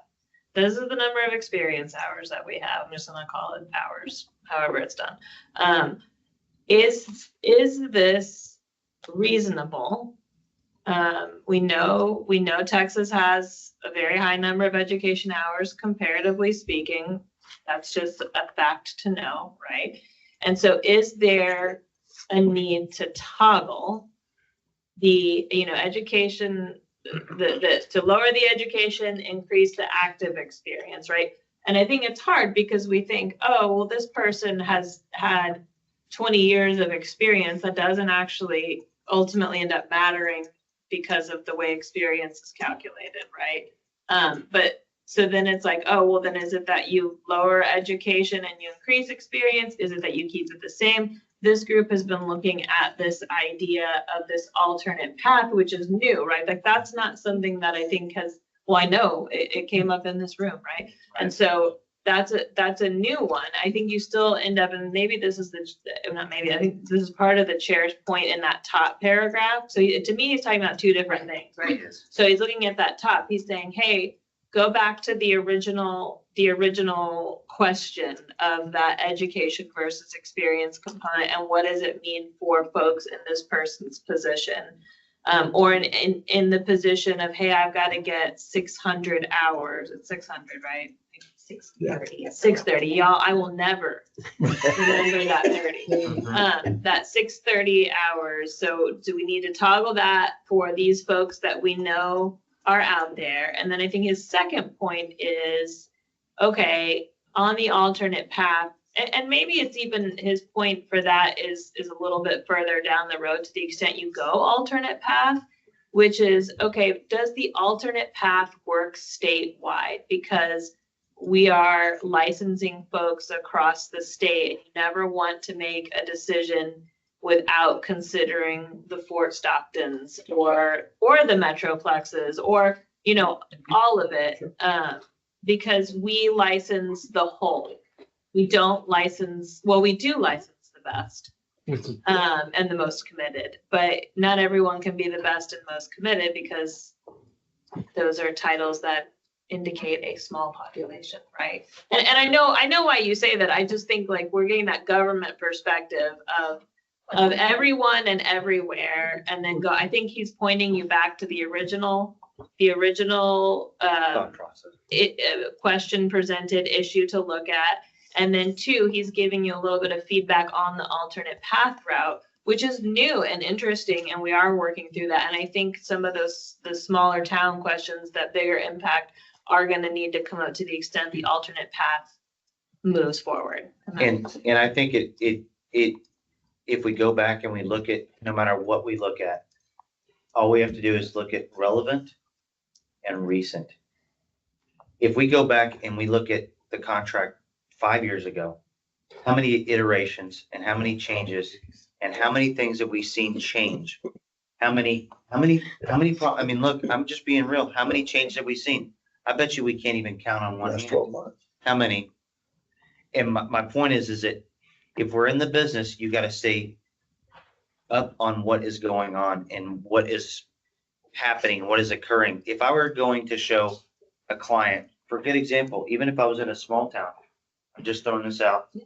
If I was in a small town and I'm going to show a client a property, but I haven't sold anything in 12 months, the market is vastly different today than it was a year ago. The market a year ago was vastly different than it was a year prior to that. The problem is it's recent and relevant. No matter if you've had 31 years, it's great. You've got great knowledge and you probably could be a great mentor and a great leader. The problem is it must be relevant and recent. There's too many things. Look at technology. It goes hand in hand. Trek has changed. in that whole time. Yeah, I I'm couldn't just saying see, it's still, couldn't see what they had on there for the breakdown of the different locations. We couldn't see that like in Stockton. What was there? I'm sorry, I was Just tagging on. problems, but it was 39 was the total number of transactions in the area, not just per person. It was 39 closed transactions, residential transactions for a 12-month period in that Fort Stockton MLS.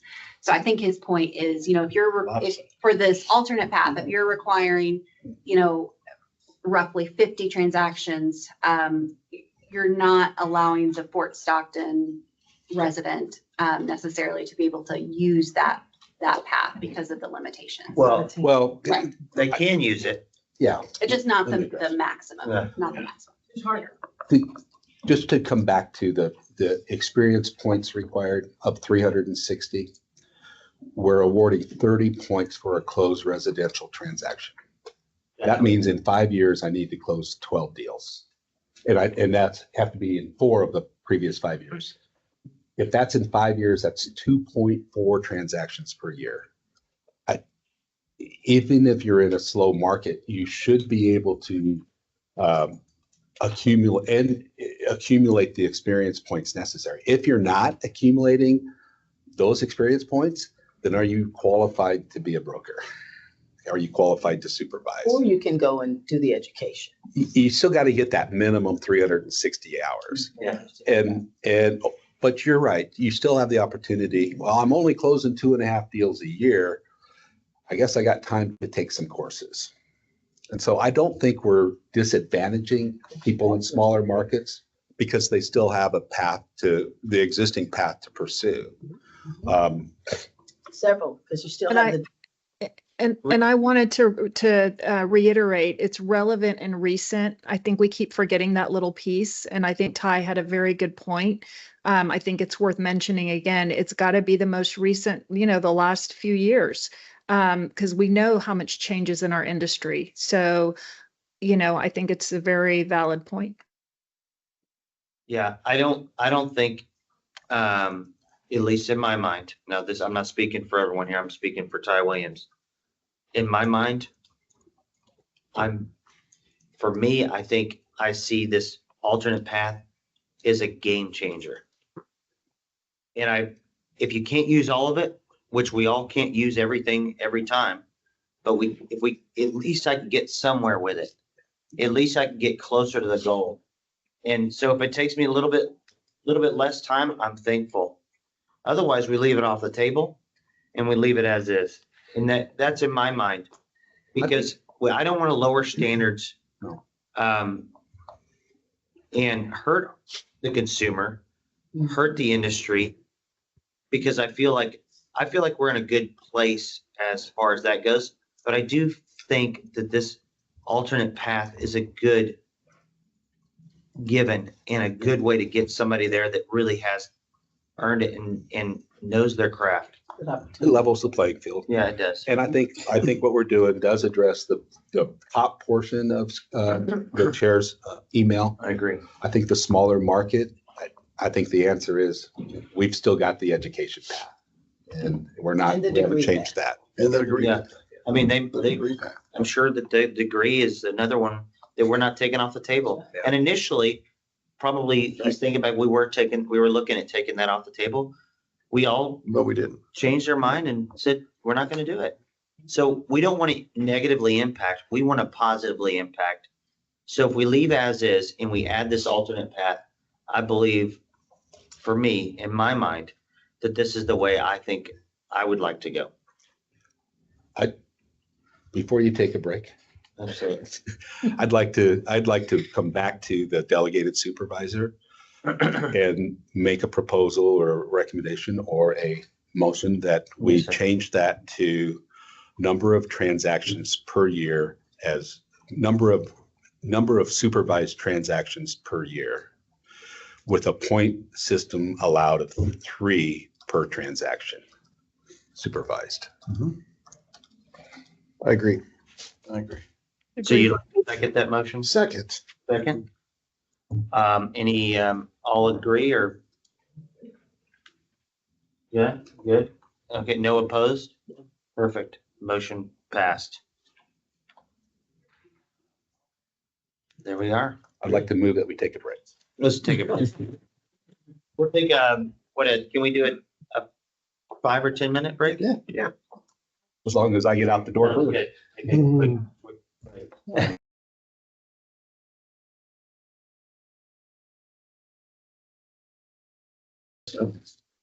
Perfect. All right, everyone, welcome back. Good break there. We had a chance to recharge, get some coffee, and roll right back into it. Where we kind of left off, Brian made a motion, and the motion passed. Did we get that motion?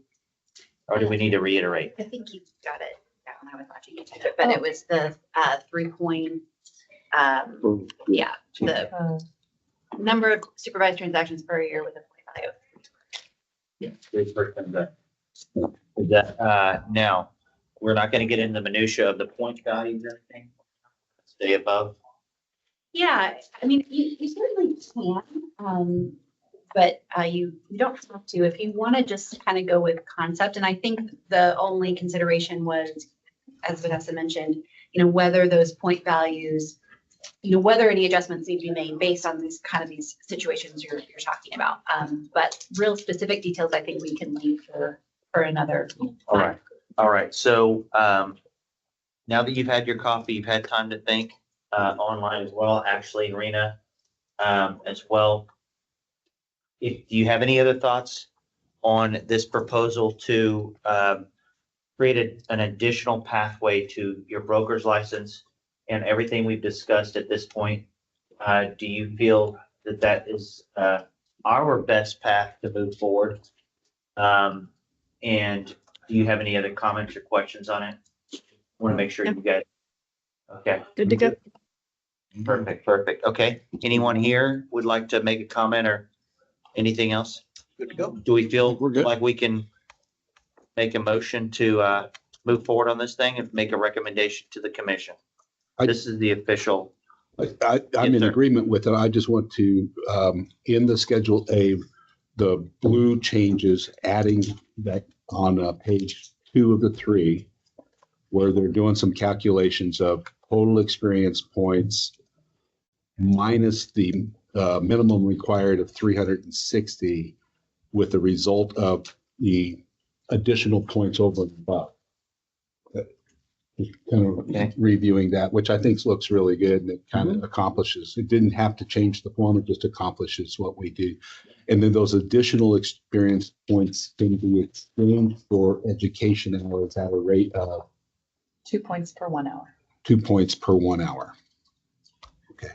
And if you have other recommendations, we need to add that to make it make more sense. We can make any other edits. I think a little explanatory sentence right underneath that says each additional 2 experience points could be exchanged for 1 education hour with a maximum of 300 exchange points allowed. That way it's very clear. Or it wouldn't be, it'd be 600 points or for 300 hours, up to 300 hours. So Yeah, just a up to little- 300 is in there. Yeah, it's up to We're just gonna 300. say 2 for 1, add that in there. We could, yeah. Yeah. And make it fit. Yeah, that way you're not format. gonna get any, that way you won't get any phone calls. Yeah. That'd be Well, good. we'll still get phone calls. Yeah, I bet you will. Plenty of calls. Very sweet. I appreciate. Trying to save you a little I time. appreciate the intent. Trying to- The goal is always to make it as clear as possible for the applicant and their sponsoring broker. And you know, I think as I mentioned earlier, possibly in the hallway, I am not in the industry and neither is my team. And so your feedback is really helpful when it comes to this. Yeah, the more you can put on here, the easier it'll be for them to, for In our the broker to industry- figure it out. Licensees do not read. No, they do not. So Very true. And we want to make it easy for someone who's coming into this thing to try to figure out, and we don't want to change the look of the form. I think that No, was I a like really it. valid point. I like it. It's what we've been using for years, and why reinvent the wheel? I think Yeah, that's I think this is perfect. good. Okay, any other comments? Brian, how about this? Brian, would you like to, if you entertain a motion? would you like to entertain a motion, sir? No, you're entertaining a motion? Yeah. I would you like move- to- I would move that we make a recommendation to the commission to make these changes as discussed with regard to experience points, exchange of experience points for required education up to 300 hours. I don't know, is that enough? I believe that is enough On the form. on the form itself, and the pathway. Well, Because the we're really rules. not, Yeah, we're not really. Rule changes and form changes. Yeah, I think the concept, Yeah. is what you're. Now, would you prefer us to give you the actual full rundown and say, this is what we want to do on the points? Or are we okay on concept and making the recommendation? I think we know I think we know the I concept. think we're right there. Yeah, Then I would so move. So it would be education experience stay the same, Yes, alternate pathway, up Correct. to 300. correct. Up to 300 hours. And we're changing the point system for delegated supervisors. Yes. And we're changing a little bit of language on property management from months to Yeah. unit years. Or, yeah, Just per year. Oh, per year. Yeah, per year. Yeah. And something like that. Yeah, something, whatever grammatically correct. now, since we already passed a motion on what Brian proposed previous, We don't need to make another motion for it since it already passed. Brian, reiterate your motion one more time, and then let's go to pass this motion. I move that we make a recommendation to commission to adapt the rule changes and form changes in concert with the discussions we just had. Second. That's a go, all right. Man's good. I like that. So I think what you're looking at, moving forward is, this recommendation will go to the commission for discussion during workshop. And I think they'll talk concept. And then depending on what they say, we'll come back in April and we'll have more work to do, essentially based on what they're. That sounds like a good. And so that's where, if they say, yes, this is great, let's move forward, then we would come back to you potentially with some updated form draft, maybe even some rule language. We can kind of see where we are. And if there's input on that small market piece, Right. that'd be great to have additional thoughts on that. And actually, we could put out something where we could ask for additional comment. We really could put it out there and see if we can get some additional comment between now and our next meeting. Honestly, that would be a good thing. So is there a way for us to put a notation in the newsletter to say, hey, provide addition, if you're in a smaller market, provide, do you think, Summer, would that be okay? Okay, that'd be really cool. I'd appreciate it. That would help. Yeah. We've done something similar, Summer's done something similar with this issue Uh-huh. earlier last year too, and I think you got quite a bit of feedback. Yes, we did. 42 pages exactly. Have you had problems getting your broker's license because you live in a small town? Please contact us. There you go. You'll make the formal rec at meeting. Yeah. And workshop Absolutely. was where they'll discuss. So Ty can represent at both. Okay, sounds good. When is workshop? The 10th, The February 10th. 10th. February 10th. Nah. Okay. Next week. Exactly. Next week. Okay. I will be there. Do we have a Okay, motion in it? motion, second. I say the motion pass. Anyone in disagreement or anyone for this motion? All in favor? All those in favor? Aye. Aye. Aye. Motion passes. Congratulations. All right. Hard work. Checkbox. Good job. All right. Now let's move on to the next agenda item. I know that everyone will have big smiles because we're moving on to the next agenda item. It was important though. That was a good one. It was a good one. Really, I want to give each one of you guys a high five right now. Really good work. Okay, discussion and possible action regarding future meeting topics. Or do you just want to take off the next meeting and go to Mexico? What are some things that are hanging out there? Yeah. I think, oh, go ahead. The LLCs, Uh-huh. I think, is a hot topic. Both the LLCs that you've got, we talked about this, you've got brokers that may have 100 LLCs. Mhm. And all they do is oversight. Okay. And to me, that just seems like that person who is the true operating manager, so to speak, which may be a sales agent. I think that there needs to be something that is some kind of clarity of how, is there such a thing as one broker having too much under them? Does that make sense? Too We much have had liability? this, I can tell you just based on, I know Brian was here as well. We have had this discussion on the brokers that sponsor the LLCs. We had this discussion probably 3 or 4 years ago. And we kind of went back and forth, and there's really no way that, because of the way the law works and because of the way the commission works, there's really no way to regulate how many LLCs or whatever that they have. And there's no way to cap that off. And it would be anti-business is essentially what it came down to. So it's not going to go anywhere on that one right now. Sure. I don't know if there's any way we can rework it, but I know that we were pretty heavy in discussion on this thing. And Vanessa was there actually during this discussion. And I think that we all agreed that it was an issue, but that there was really not much we could do as far as a commission would go. You're talking about how many sponsorships a broker can have. Well, as far as for the LLC For the broker, LLC. you know, so if he's not sponsoring anybody individually, he's sponsoring the LLC. Everybody's He's the LLC. Sponsoring LLCs. There's really not much we can do as far as how many LLCs and sponsorships they can do.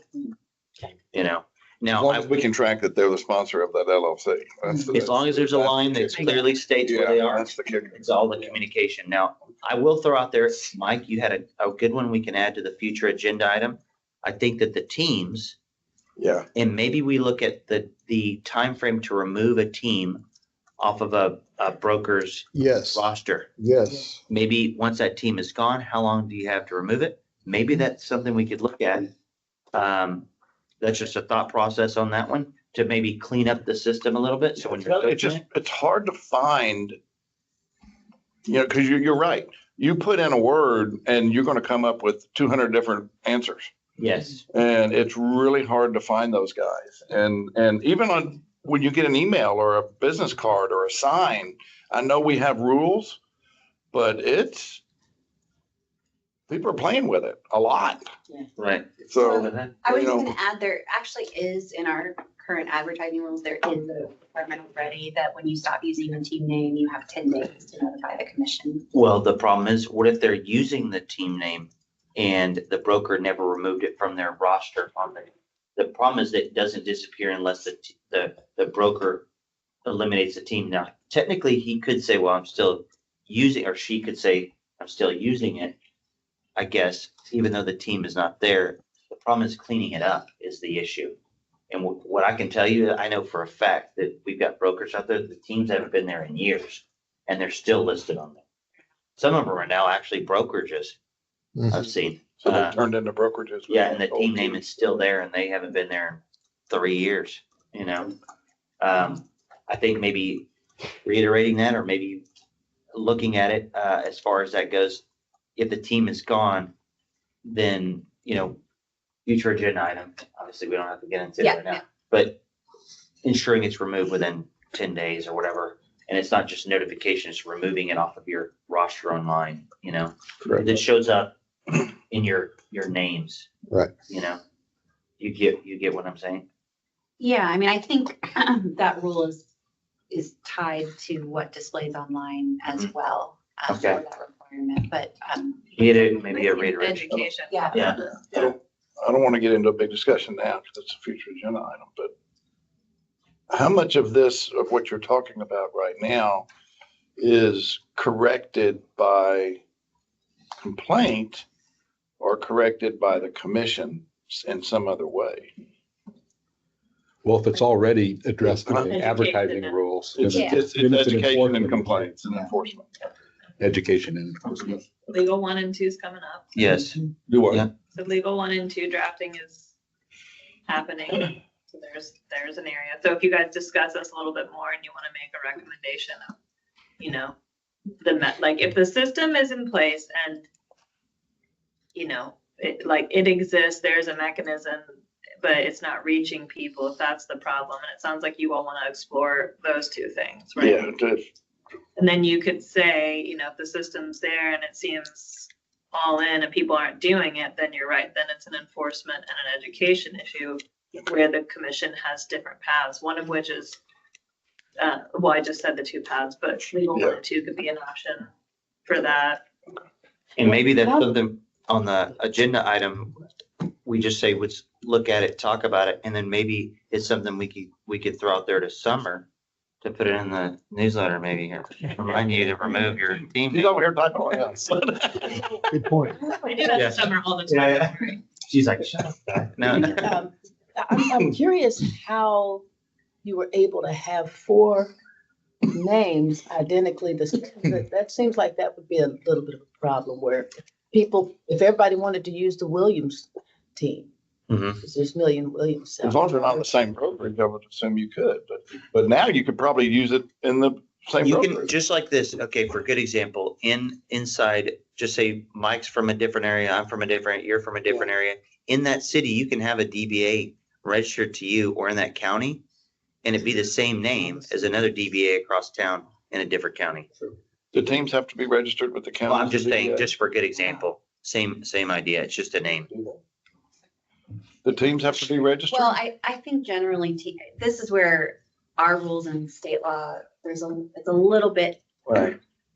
confusing, but, team names can be considered a DBA or an assumed business name under state law.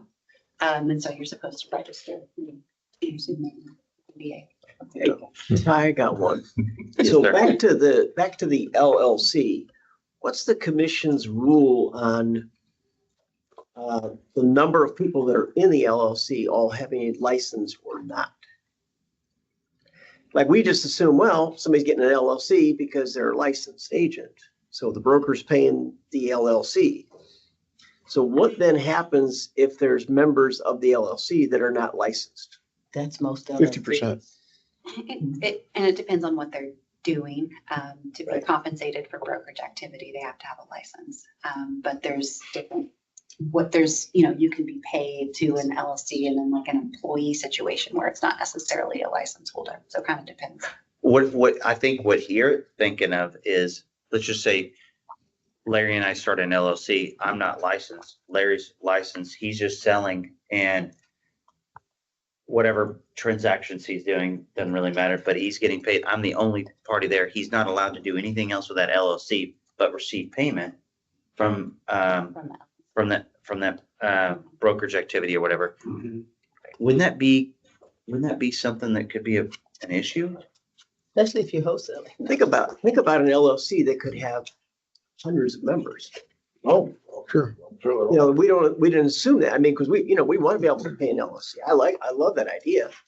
And you just assume, well, the LLC is set up for them, for their, but all of a sudden, there could be an LLC that's got vast numbers of people. But there might be services that LLC or activities that LLC does that's not real estate related. I can imagine a property management company with a maintenance division, and the maintenance division is not doing license activity, it's doing repair work, There are situations where an LLC owner or owners, members are completely unlicensed. Yeah. However, they do have a broker, and they have an entity broker license. REO company. All right, so future agenda item. We're stuck on this one. Are we going to talk about the LLC thing? Do we need to add that to it right now, or I think we kind of got that resolved real quick. Anything else you'd like to add, Marvin, to it? I think the team is a good discussion as far as that goes. Agree. I think we add the team topic to it, and You'll have the broker education and license. yes, You'll have it's like that. we're gonna have quite a bit there. I feel like that's a good topic to add to it, and then we can sort through what we've got here and then have time. I know all of our minds have been focused on getting this done and through, so I think that's it for now. Yeah. There's more. I mean, we got time. Right. Yeah. Right. Something may come out of the Capitol that we need to talk about by then. You never know. By then, they'll have all kinds of stuff Too many going on. items on one agenda can lead to less productive. Yeah, It's Exactly. like, it's a real balance of not having too few and too many. right. Right. But you have time. Agreed. Discussion and possible action regarding future meeting dates. Third Wednesday in April, July, and October. Does anyone have any conflicts with April 16th coming up? Yes, ma'am. I do now. I didn't. You have a conflict on that one? 16. What date? I could do 17th or 14th, but 15th, 16th, Oh, 15th, you're done 15th, on it? 16th, I can't do. What dates do you say? 15th is tax day. Sounds like fun. I'm good. So I think we pass on that date. Is there any other alternate dates we could use for in your calendar, Abby? Let's see. 17th? I think the 17th. So, excuse me, a conflict on the 17th. I have a potential conflict on the 17th and 18th, the 18th being my birthday. You don't want to be here for your birthday? Come on. I mean, unless y'all are taking me out, that's fine. 14th? I think that's a Sunday.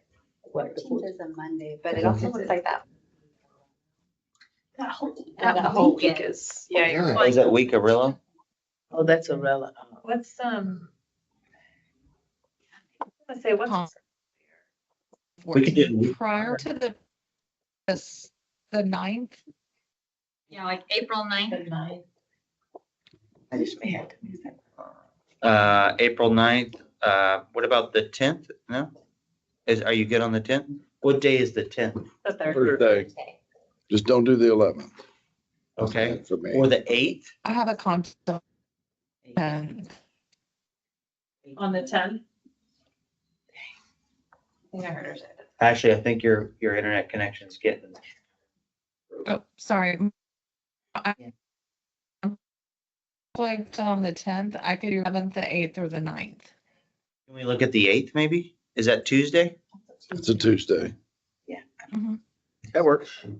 It's okay It's with okay. me. I'm the only conflict, so y'all can technically keep the original date, but I'm. I'd kind of rather have it earlier, wouldn't y'all? The 8th, with that. 8th is fine with me. 8th works. 8th 8th, works. everybody is good with the 8th? Rena, you're good? Ashley's good?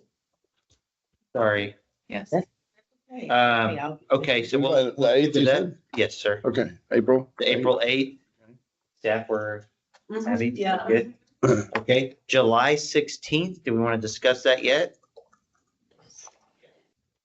Better to, I'll say it tends to work for you all to mark your calendar. That's right. Ahead of Yeah, time. because I had Yeah. a group that decided on their own, they could change all their dates for the year, and they did it last week, and we went, no, you can't do stuff like Yeah. July 16th would be I was great. going, that was horrible. July 16th, good? I feel like that's perfect. And then October 15th, we good with that too? October's good. I think October's great as well.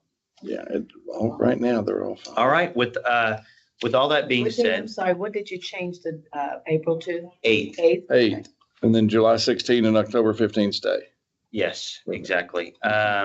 All right, with all that being said, I would like to call this very successful and productive meeting of the Broker Responsibility Advisory Committee adjourned.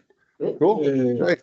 We know that a little over 2 hours. Yeah. Hey, man, pretty good.